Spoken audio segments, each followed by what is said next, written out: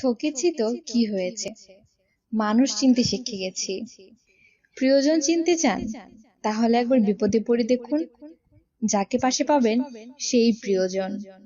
শিক্ষা শুধু বই থেকে নয়, কাছের মানুষের থেকেও পাওয়া যায়। পাহাড়ের উপর দাঁড়িয়ে আকাশটাকে যতটা কাছের মনে হয়, আকাশ ততটা কাছে নয়। ঠিক তেমনি কোনো মানুষকে যতটা আপন মনে হয়, আসলে সে ততটা আপন নয়। আমি চেষ্টা করি সবসময় সবার সাথে ভালো ব্যবহার করতে, কারণ আমি সারা জীবন থাকবো না, কিন্তু আমার স্মৃতিগুলো সারা জীবন মানুষের মনের মধ্যে থাকবে। কষ্ট কখনো কমে না, শুধু সহ্য করার ক্ষমতা বেড়ে যায়। যে মানুষটা সবাইকে সব সময় ভালো থাকার পরামর্শ দেয়, সে মানুষটা কখনো কখনো নিজেকে ভালো রাখার পথ খুঁজে পায় না। স্মার্ট বলতে সুন্দর চেহারা, দামি পোশাক আর অর্থকে বোঝায় না। জ্ঞান, বুদ্ধি, বিবেক, যুক্তি আর সচেতনতা যুক্ত ব্যক্তি হলো প্রকৃত স্মার্ট।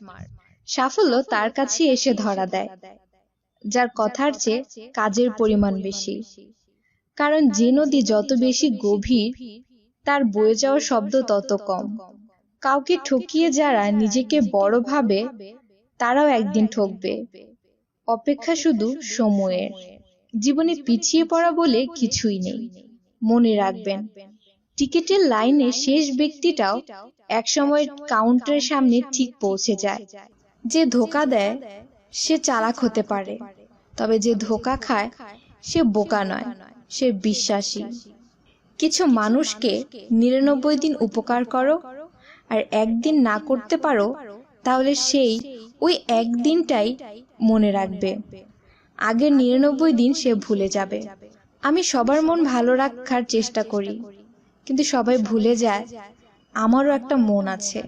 নিজেকে ভালো রাখার দায়িত্ব সবসময় নিজেই নিতে শিখুন, কারণ খারাপ থাকলে কেউ আপনাকে ভালো রাখতে আসবে না। জীবনে খারাপ সময় আসাটা খুবই দরকার, না হয় মুখোশ পরা বেঈমানগুলোকে চেনা যায় না। কষ্টের কথা সবাইকে জানাতে নেই, নিজের মধ্যে রেখে দেওয়াই উত্তম।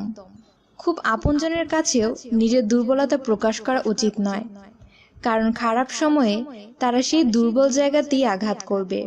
ট্রেনের মধ্যে খেলনা বিক্রেতা আজ একটা কথা বলে গেল, আপনার বাচ্চারা খেললে আমার বাচ্চা খেতে পারবে।